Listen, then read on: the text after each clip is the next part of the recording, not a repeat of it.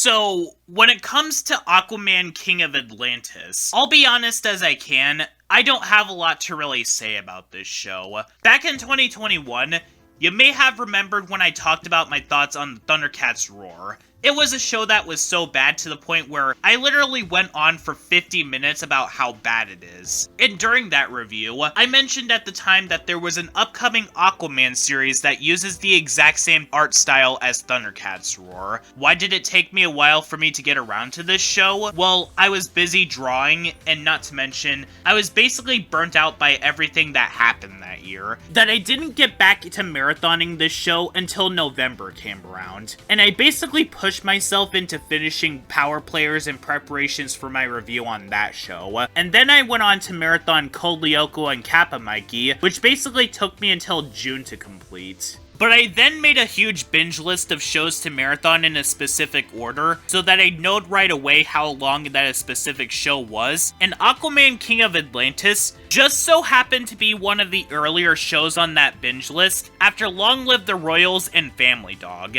And well, the reason as to why I bring up Thundercats Roar when starting up this review is because unlike Thundercats Roar, where that show had so many problems that I had to make almost an hour-long video to go over every single issue that I had with that show, Aquaman King of Atlantis is kind of the opposite, in that the show has the least amount of substance to bring up out of every single show I reviewed so far, to the point where there's only one thing that I can really bring up about this show. And don't worry, I'll be doing that in just a second. But before then, what is Aquaman King of Atlantis about? This show revolves around the DC character of the exact same name.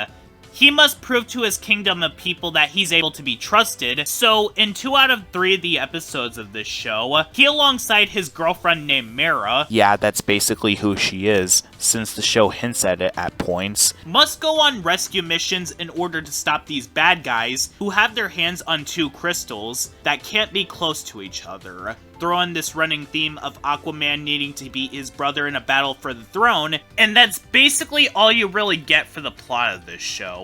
What I will say about this show is this. This show is a massive improvement from Thundercats Roar, though that was kind of easy to do in the first place, because one of the biggest issues that I did have with Thundercats Roar was that it was absolutely obnoxious. The show had very little moments where it could settle down and just relax for a second, on top of the fact that the characters were either unlikable or were the target of the show torturing repeatedly. Specifically Tigra. But when it comes to Aquaman King of Atlantis, the show didn't really have any moments where it annoyed me as badly. I mean, there were some major problems that I did have while watching the show. For instance, how Aquaman is portrayed at some points in the show is honestly kind of off-putting. Like, he didn't see that Volko was trying to butter up Aquaman in order to throw him and Mera into the hole he created. And also, Aquaman himself does act like a bit of a child at some points, specifically in episode 2, where he goes on a rant about how bad his day was before kicking a part of the island. And also, Mera does sort of give me vibes of Chitara from Thundercats Roar, in the fact that she acts all aggressive and stuff, but I didn't mind her as much, especially because unlike Chitara, she does have self-control, and she does show that she does have a soft spot at points. So on that front, I do think that this show is alright.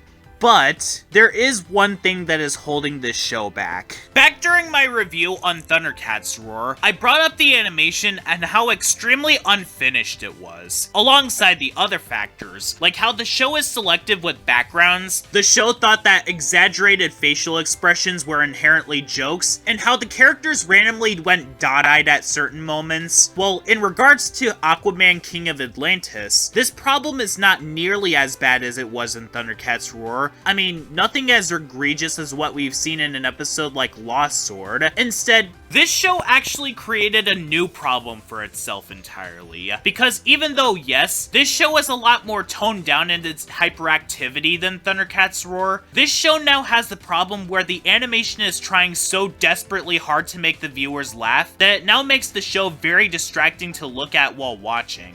This show somehow has more off-model expressions than Thundercats Roar did, and that was a show that was actively trying to make its viewers laugh, but it failed in every single regard. regard. In regards to this show in specific, it honestly feels as if the show was given writers that wrote something drastically different than what the animators wanted, though they tried to compensate this by filling every single crevice with wacky expressions for every single expression that a character makes, despite the fact that this show takes itself more seriously than Thundercats Roar. Now yes, a show like OKKO Let's Be Heroes also has wacky expressions, but at the exact same time, OKKO do have to pick normal expressions for moments when the characters took a moment to relax. Aquaman King of Atlantis does this in nearly every single sequence of the show. Also, like Lewis and the Aliens, this show completely misses the point of contrast by not knowing which characters they should make look more friendly than the other, because the human characters do not look appealing in the slightest. There are several shots where they go too far off model not to notice, and whenever the show is not trying desperately hard to make you laugh with the expressions,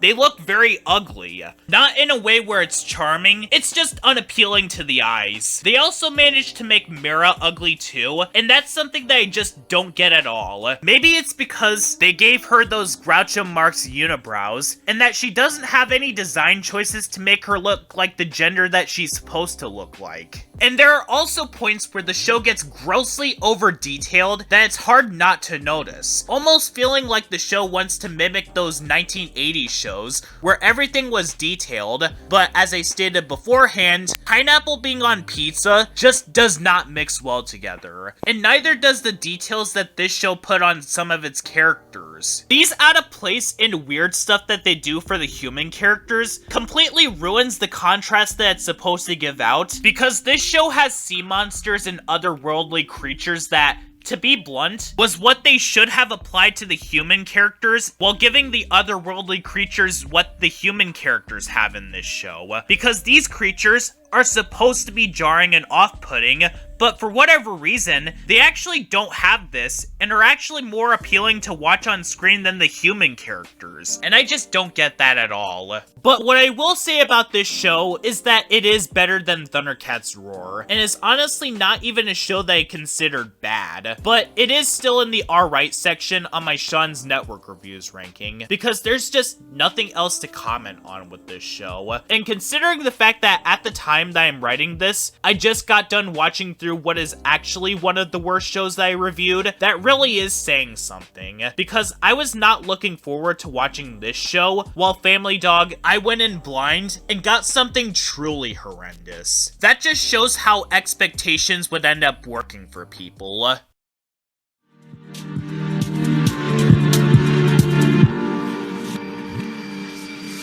Everything I